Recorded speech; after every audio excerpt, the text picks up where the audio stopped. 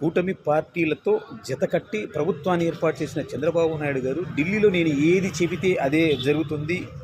ఆంధ్రప్రదేశ్ నుంచి నేను ఎంత బడ్జెట్ అడిగినా, ఏ సహాయాన్ని అడిగినా, ఏ తోడ్పాటును అడిగినా, ఎంత అప్పడిగినా, అది పోలవరం కావచ్చు, అమరావతి కావచ్చు, ఏది అడిగినా కూడా నన్ను తక్షణమే చేసిస్తారు నరేంద్ర మోదీ అంటూ అతను వచ్చిన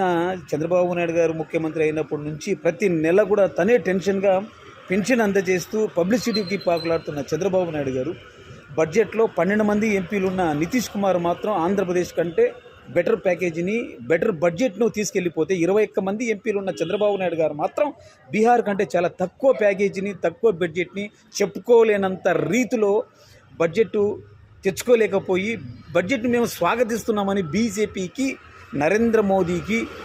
ఆఖరికి నిర్మలా సీతారామన్కు కూడా సాగిలపడడం చంద్రబాబు నాయుడు గారి యొక్క గొప్ప అనుభవం, విజన్ అని ఆంధ్రప్రదేశ్ ప్రజలు తెలుసుకోవాలి.